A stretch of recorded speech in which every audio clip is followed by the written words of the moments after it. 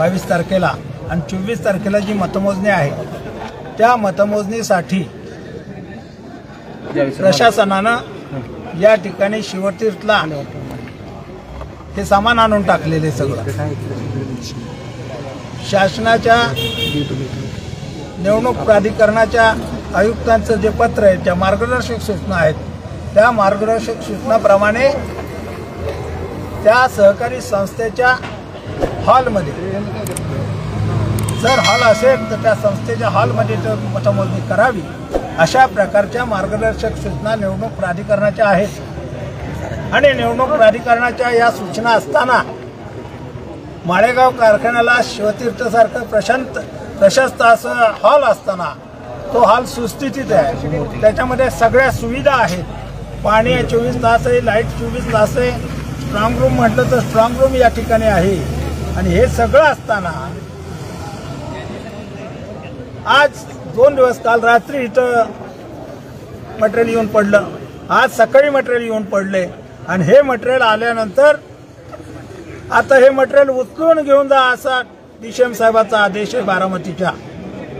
आणि ही जागा बदलण्याचं प्रयोजन काय आणि चुकीच्या पद्धतीनं सगळ्या खात्यावर दबाव टाकून ज्या पद्धतीनं आत्ताचा कार्यक्रम चालू आहे, मला सांगा माळेगाव कारखान्याच्या शिवतीर्थला फेन्सिंग कंपाऊंड आहे, सगळ्याची सोय आहे, कारण काय सांगतात पोलीस खात्यावर दबाव टाकून गृह खात्याला त्यांनी या ठिकाणी 260 लोक लागतायत म्हणून सांगितलं आणि या ठिकाणी 13 लाख रुपयाचा खर्च दाखवलाय।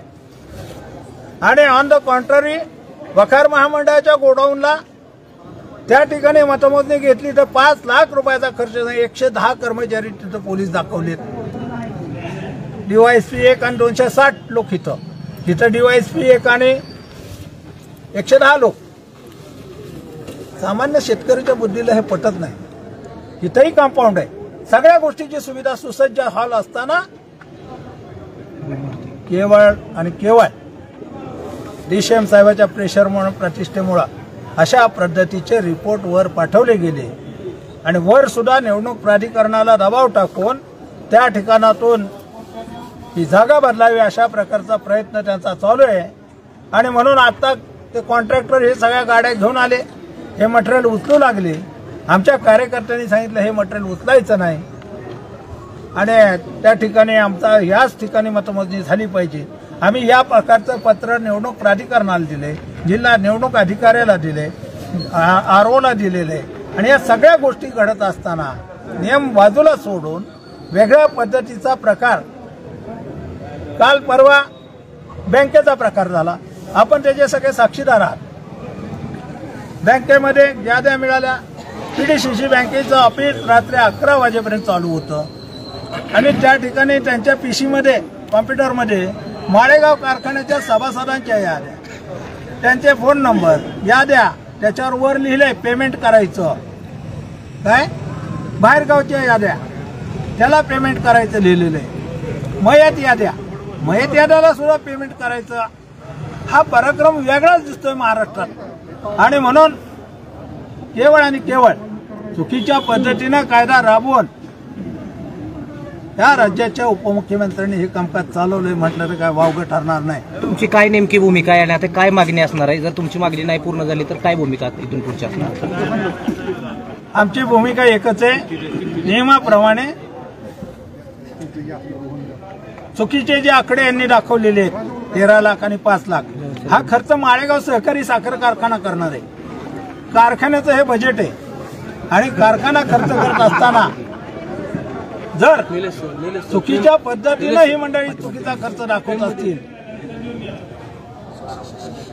आणि चांगला सुसज्ज हाल असताना इथं घ्यायचं नाही, हे जे प्रयोजन असेल त्यांचं ते चुकीचं आहे, त्याचा आम्ही निषेध करणार।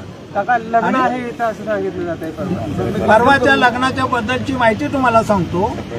आज सकाळी डीसीएम कारखान्यावाले आल्यानंतर डीसीएम यशवंतराव चव्हाण सभागृहामध्ये बसले, त्यांनी संघटनेचे पदाधिकारी बोलवून घेतले, चर्चा केली त्यांच्याशी आणि हे करत असताना एमडी साहेब आले, एमडीला सांगितलं त्यांनी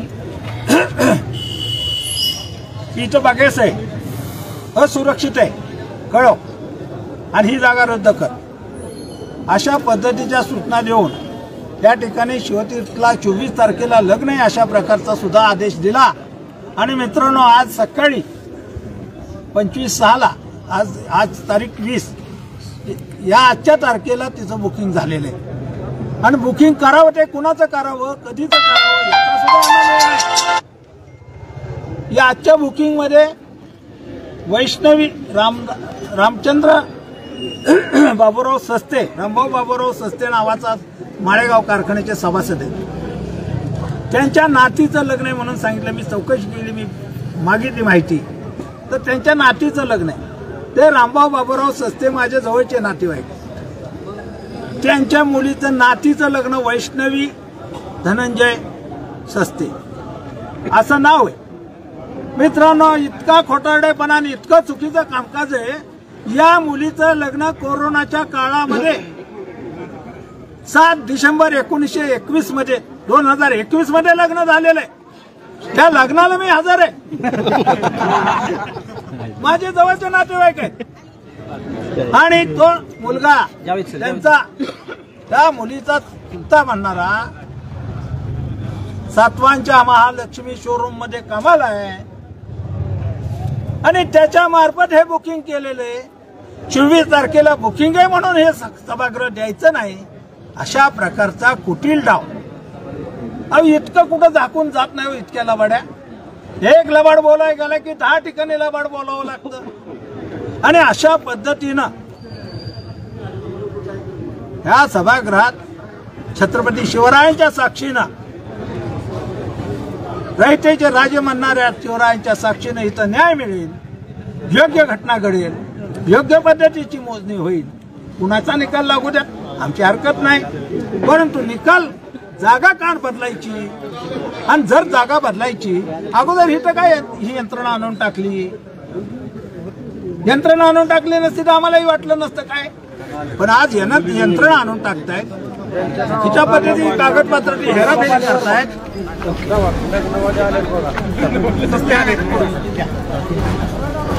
अशा पद्धतीनं ते कामकाज चाललंय कारखान्यात काय.